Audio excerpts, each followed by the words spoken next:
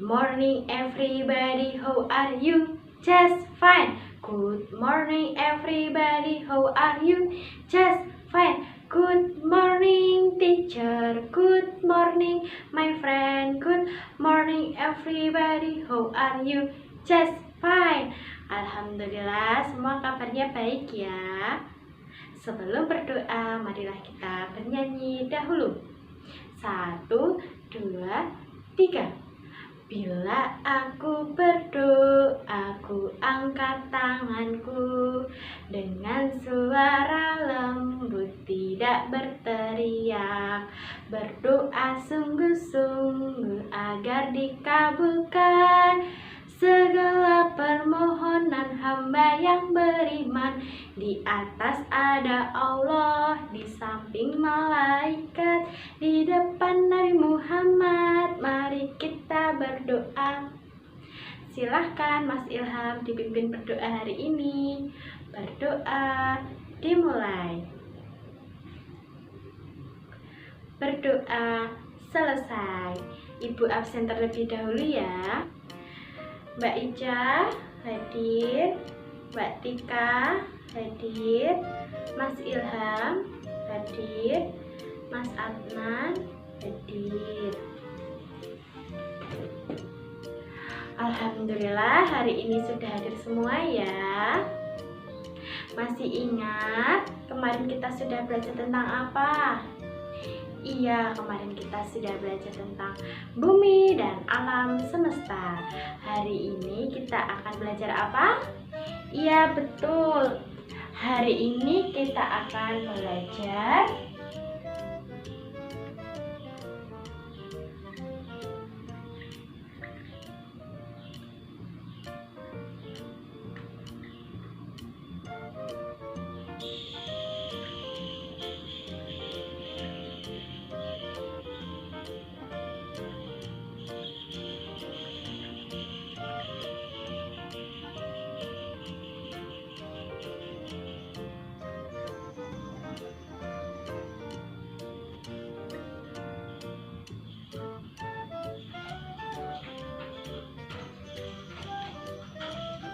Iya, hari ini kita akan belajar tentang tema 5, pahlawanku, subtema 3, sikap pahlawanku, pembelajaran 1. Nah, tujuan pembelajaran pada hari ini yaitu siswa mampu menyebutkan informasi sikap pahlawan nasional dengan benar. Dan yang kedua, siswa dapat mempresentasikannya dengan bahasa lisan atau tulisan. Dan yang ketiga, siswa mampu mengidentifikasi sikap pahlawan Patimura dengan benar. Dan yang keempat, siswa mampu mengkomunikasikan sikap kepahlawanan yang dimiliki oleh Patimura dan yang dimiliki oleh raja-raja pada masa kerajaan Islam serta pengaruhnya pada sikap masyarakat. Yang kelima, siswa mampu menyimpulkan sifat-sifat cahaya dan hubungannya dengan penglihatan dengan benar. Dan yang keenam, siswa mampu menulis laporan tentang sifat cahaya dan hubungannya dengan penglihatan. Sudah siap belajar hari ini? Sudah siap semua ya? Baik. Sekarang Ibu akan bertanya kepada kalian mengenai gambar ini. Nah, ini merupakan gambar apa? Iya, betul. Ini merupakan gambar seorang anak yang membantu temannya yang sedang terluka. Nah, sikap pahlawan apa ya kira-kira yang dimiliki oleh anak ini? Iya, betul. Sikap pahlawan apa tadi? Iya, menolong dengan ikhlas tanpa mengharapkan imbalan. Dan yang kedua yaitu rela berkorban. Nah, sekarang kalian dibuka bukunya halaman berapa? Iya, halaman 94. Hari ini kita akan belajar mengenai sikap pahlawan. Nah, sekarang di situ ada bacaan yang berjudul Pahlawan Indonesia ya. Mari kita baca bersama-sama. Pahlawan adalah seseorang yang berjuang untuk negara. Setiap negara mempunyai pahlawan nasional. Ia melakukan sesuatu yang berani dan membanggakan. Indonesia memiliki banyak pahlawan yang telah berjuang untuk kemerdekaan. Mereka berjuang mengangkat senjata untuk mengusir para penjajah dari Indonesia. Kemerdekaan yang kita nikmati sekarang ini tidak terlepas dari perjuangan dan pengorbanan yang dilakukan oleh para pahlawan. Mereka bukan hanya mengorbankan harta, tetapi juga jiwa dan raga.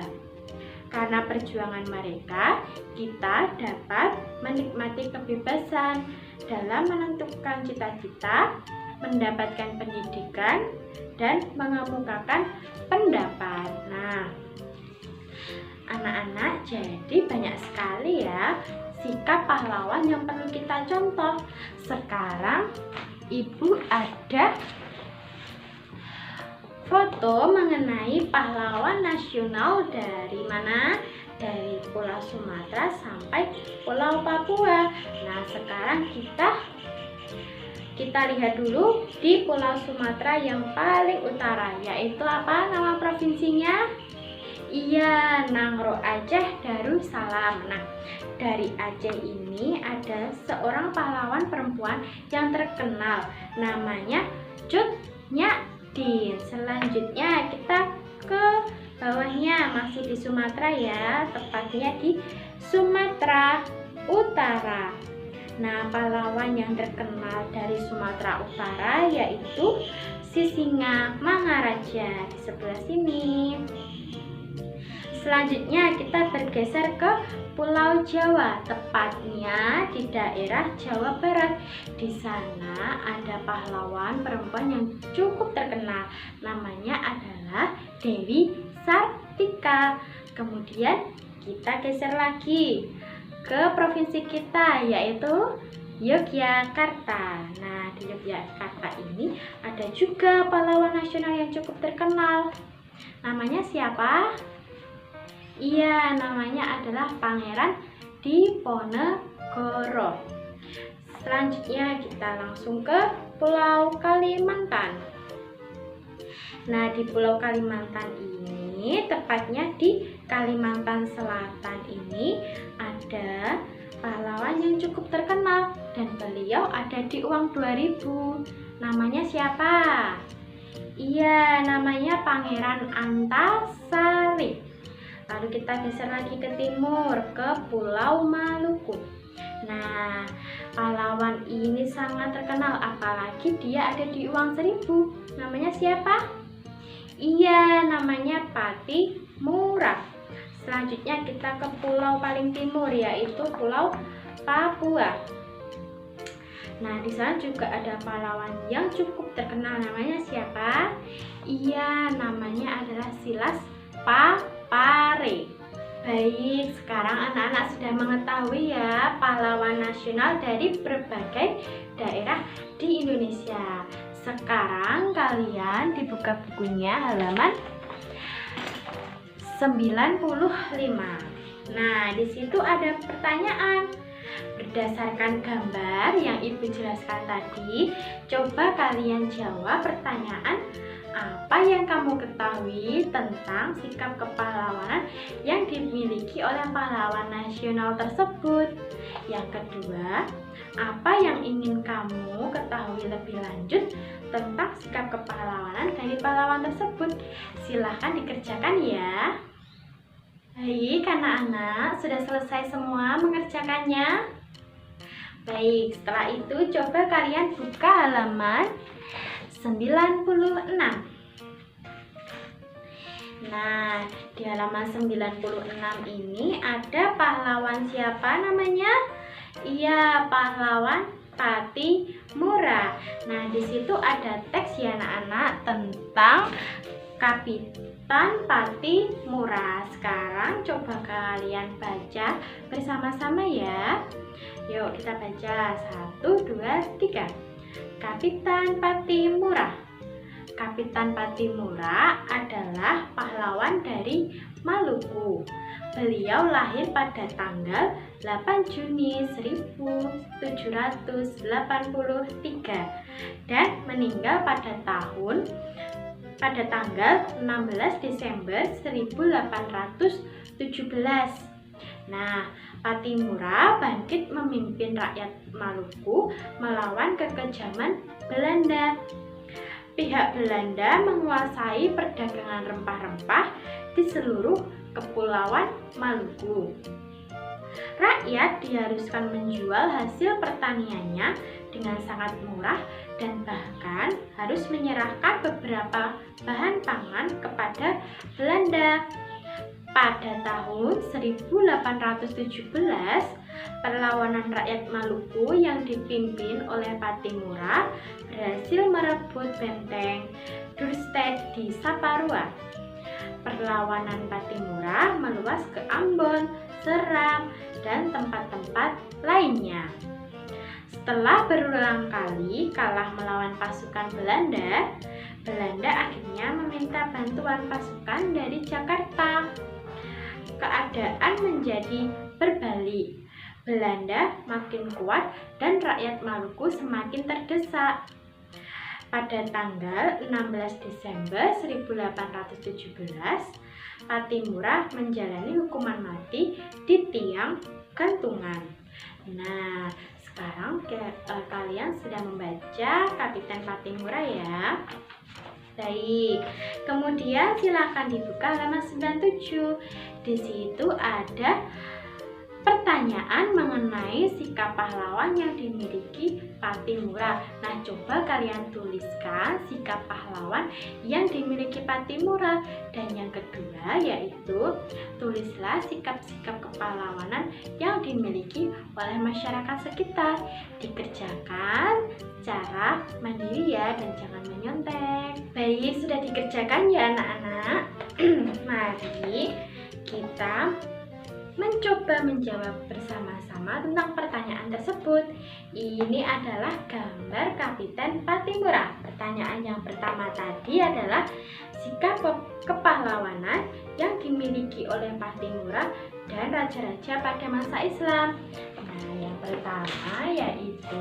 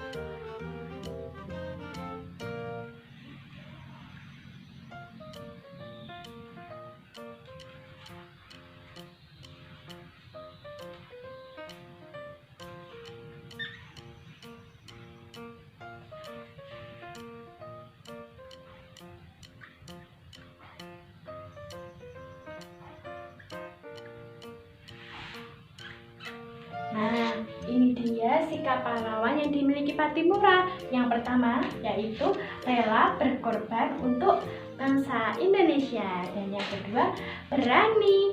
Dan yang ketiga, mempunyai perilaku terpuji. Dan yang keempat yaitu pantang menyerah. Kemudian yang nomor 2 tadi yaitu sikap kepahlawanan yang dimiliki oleh masyarakat sekitar. Kita tulis dulu ya.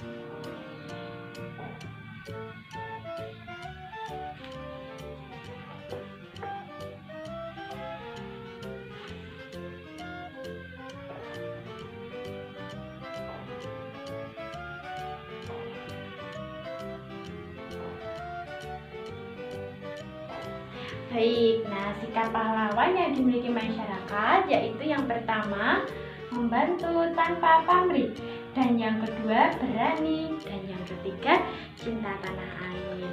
Baik, semua betul ya menjawab pertanyaan ini. Jadi anak-anak, ibu harap kalian semua dapat menyontoh sikap pahlawan dari Pattimura ini ya. Sekarang ibu akan membacakan sesuatu untuk kalian. Nah, selain Pattimura, ada juga loh pahlawan nasional yang cukup terkenal, yaitu Bung Tomo. Nah, Bung Tomo ini mempunyai mobil. Mobilnya ini sudah cukup lama loh. Nah, sekarang dibuka halaman 98. Baik, sudah dibuka semua ya. Nah, di situ ada teks bacaan. Ayo kita baca bersama-sama ya anak-anak. Mobil Bung Tomo. Perjuangan Bung Tomo turut membakar semangat para pemuda di Indonesia untuk berjuang. Karena itulah beliau pantas dijuluki pahlawan nasional. Untuk mengenang jasa Bung Tomo, ada beberapa barang milik Bung Tomo yang disimpan di Tugu Pahlawan Surabaya. Salah satu peninggalannya adalah mobil. Mobil Bung Tomo berjenis Opel Kapitan. Mobil itu berwarna hitam dan menjadi koleksi Museum Tugu Pahlawan di Surabaya. Nah, salah satu hal yang membedakan mobil dari Bung Tomo dengan mobil yang lain yaitu adalah spion. Nah, mobil Bung Tomo hanya memiliki satu kaca spion yang berada di dalam mobil. Nah, salah satu bagian yang terpenting dari mobil adalah spion. Kaca ini bisa menghasilkan bayangan yang lebih kecil dan ukuran benda sebenarnya. Nah, anak-anak tahu tidak bagaimana sifat cermin? Ya, nanti kita akan belajar mengenai sifat cermin ya. Baik, nah bagian lain dari mobil itu ada lampu.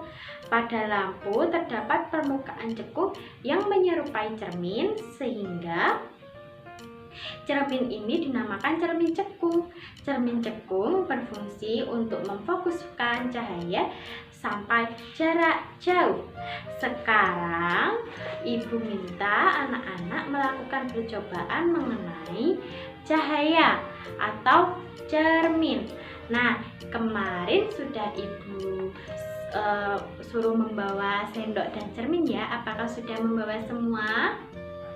Sudah. Nah, untuk membedakan cermin mana yang cermin cembung, cermin cekung, cermin datar. Nah, ibu ada dua jenis benda yang bisa membedakan cermin-cermin tersebut.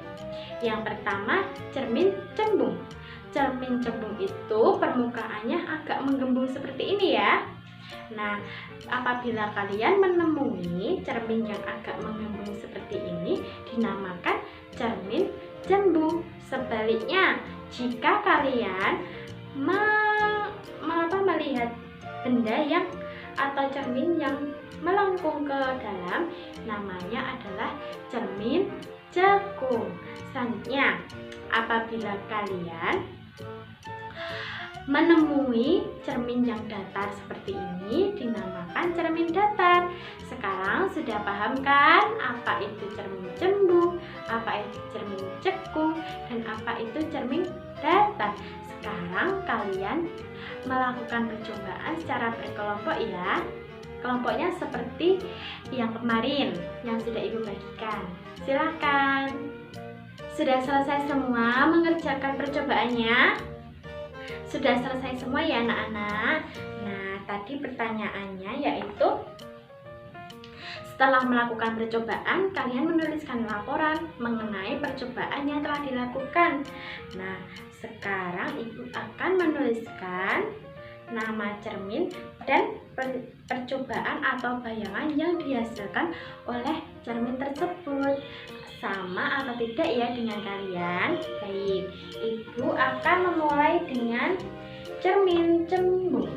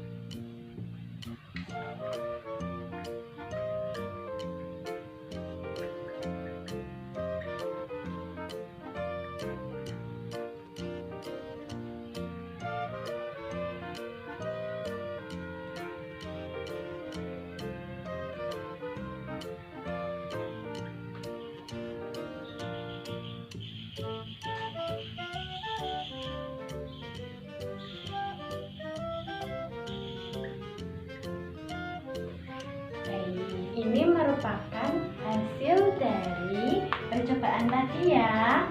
Yang pertama yaitu cermin cembung. Cermin cembung, bayangan yang dihasilkan yaitu apa? Iya, mayat tegak dan diperkecil. Kemudian cermin cekung, bayangan yang dihasilkan yaitu mayat tegak dan diperbesar. Dan yang terakhir yaitu cermin datar, apa? Iya, tegak dan semu. Baik, sekarang anak-anak sudah mengetahui ya sifat-sifat cahaya yang dilakukan dari percobaan cermin. Oke, sekarang ibu akan bertanya kepada kalian. Nah, apa saja yang kita sudah pelajari pada hari ini? Iya, kita sudah belajar tentang sikap pahlawan nasional, kemudian sikap pahlawan Patimura, dan yang ketiga melakukan percobaan sifat-sifat cahaya dari cermin. Kemudian, apa saja yang kalian sukai pada pembelajaran hari ini? Saat melakukan percobaan tadi ya. Baiklah. Nah, anak-anak, sekarang ibu akan tanya lagi, siapa di sini yang berani menyimpulkan pembelajaran hari ini? Angkat tangan. Silahkan Mas Adnan.